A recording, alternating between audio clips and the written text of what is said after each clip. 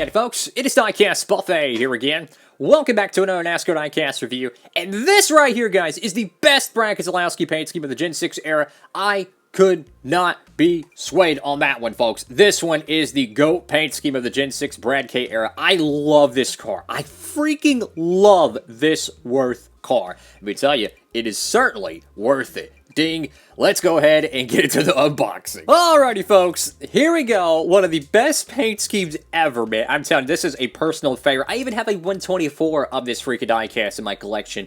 Oh my god. Look how beautiful they did on the paint on the wheels, man. You know how so many times look at a diecast you get rims like this, where the tires look gigantic and the rims look small. Look how well they painted these rims, guys. I'm telling you, they did a phenomenal job with this side of the car so far. Beautiful, beautiful paint scheme. It's almost like a mini throwback paint scheme to like the AMC Javelin days back in the 70s. And I tell you what, the color scheme, pretty much my favorite color palette. Black, red, and white. That's why I chose it for the channel, right?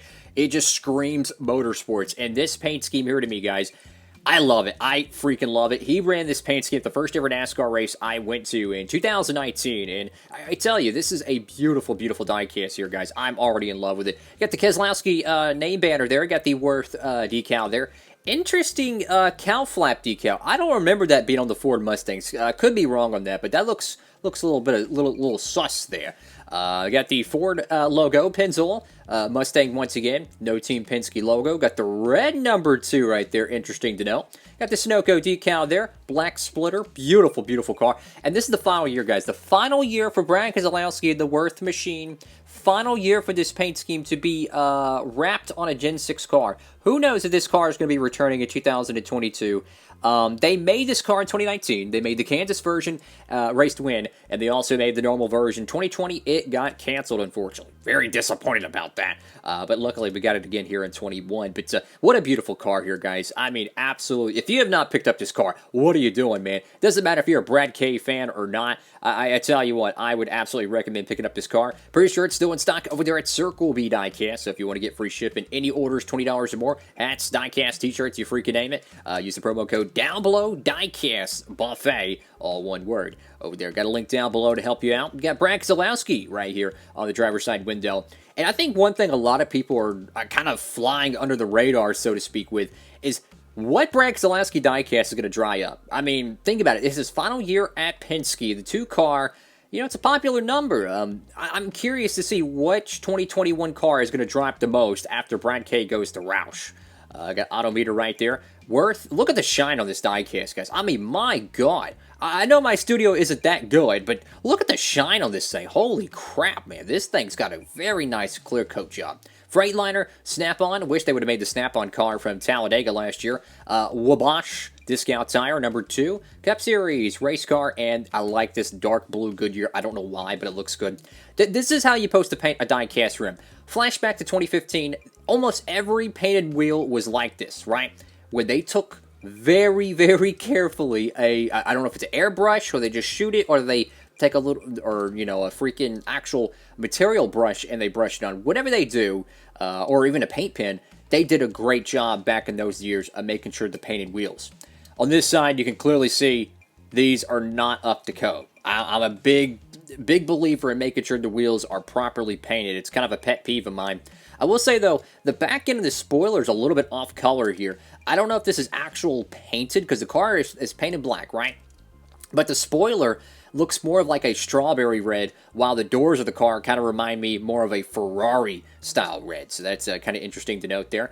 Wurth on the back end of the car. Got the traditional Brad Keselowski number 2. A little bit of a Rusty Wallace throwback. Notice there's a red outlining to it. Very popular with the Miller Lite days back with Rusty Wallace, Kurt Busch, etc.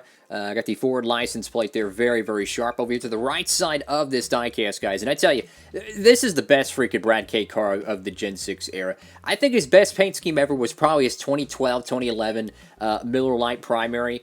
That, to me, is the greatest Miller Lite paint scheme ever. I just, sorry, Race Day 2011. I know you're a big Rusty Wallace cat, but nothing beats that 2012 Dodge Charger, man. I tell you, beautiful, beautiful diecast. But as far as the Gen 6 era, this is his best paint scheme. I mean, it's just such a well-designed race car, and truth be told, I wish Penske would use this as their template next year. Instead of having the Penske scallops, make this the template car. I think it would look really cool, something different to bring in the Gen 7 era, but I would love to see this be a template car. They kind of did it with the Moneyline paint scheme. If you notice, there's a similar paint job pattern with it being a 3, kind of a tone pattern here. But what a beautiful diecast, guys. This is a very well done paint scheme. Is it better than the 2019? To tell you the truth, the only big difference I'm really noticing is maybe this decal right here. And then there's supposed to be... Actually, no, I don't think there's a Miller Lite decal in here because it didn't have a base on it in 2019. So this one might be just about the same.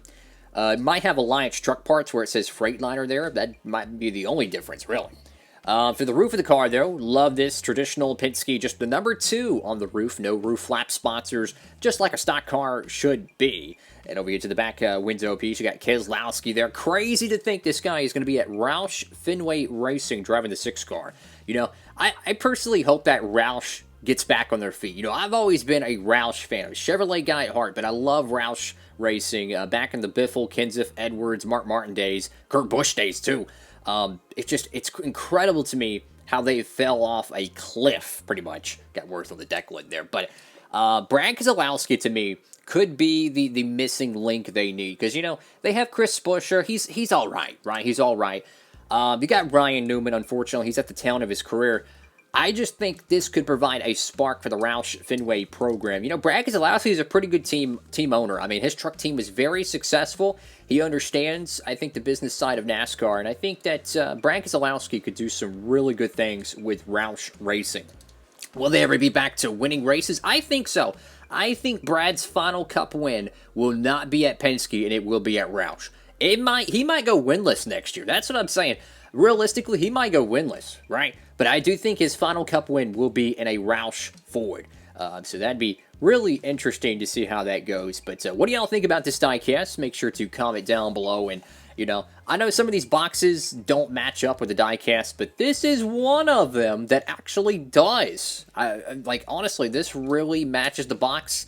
The red, black, and the whites. A little bit of a kind of a strawberry red on the box, but close enough, you know.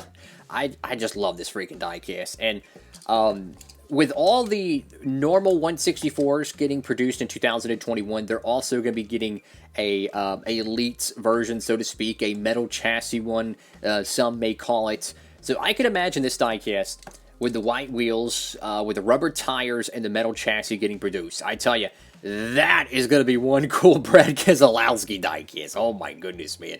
Thank y'all so much for watching the video. Make sure to give it a big thumbs up, like, comment, and subscribe. And if you want to get this car or anything NASCAR related, make sure to check out the link down below for free shipping, guys, over there at Circle B Diecast and Plan B Sales. Works for pre-orders too, guys.